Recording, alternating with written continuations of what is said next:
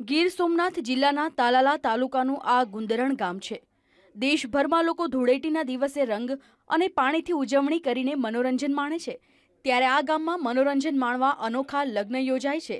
વાલમની જાન નામથી અહીં ધૂળેટીની ઉજવણી થાય છે, જેમાં ગામનો એક યુવાન વર બને છે તો કન્યા કોઈ યુવતી નહીં પણ ગામનો જ અન્ય યુવાન કન્યાના પાત્રમાં આવે છે। વરરાજાને ગધેડા પર ઊંધો બેસાડવામાં આવે છે અને તેની જાન નીકળે છે। શણગારેલા બળદગાડા અને ઊંટગાડામાં ગ્રામજનો જાનૈયા તરીકે જોડાય છે। બાળકો વિવિધ વેશભૂષા ધારણ કરે છે। ગ્રામજનો વરપક્ષ અને કન્યા પક્ષમાં વહેંચાઈ જાય છે। શામિયાણામાં લગ્નની શહેનાઈના સૂર અને પરંપરાગત લગ્ન ગીતો સાથે વિધિ યોજાય છે। આમ કરવાની પાછળનો હેતુ મનોરંજન અને લોકોમાં એકતા વધે તે માટેનો છે।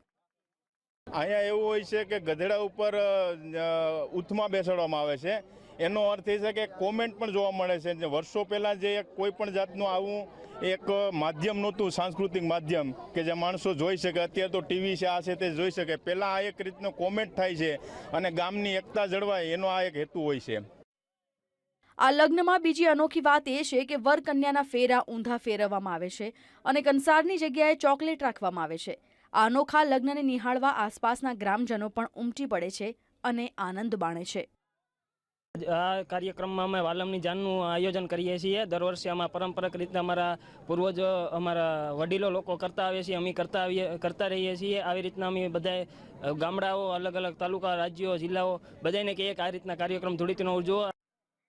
પહેલાના સમયમાં રેડિયો, ટીવી જેવા મનોરંજનના સાધનો નહોતા, ત્યારે અહીં આ રીતે લગ્ન પ્રસંગ ઉજવીને ગ્રામજનો મનોરંજન મેળવતા હતા। તો આજે ગામડામાં પણ ઘેર ઘેર ટીવી જોવા મળે છે, તેમ છતાં આ વર્ષોથી ચાલી આવતી આ પરંપરા હજુ અકબંધ રહી છે। તો આ લગ્ન પ્રસંગમાંથી જે કંઈ આવક થાય છે તે પશુ પક્ષીઓના ચણ માટે વાપરવામાં આવે છે। દિલીપ મોરી, વીટીવી, ગીર સોમનાથ।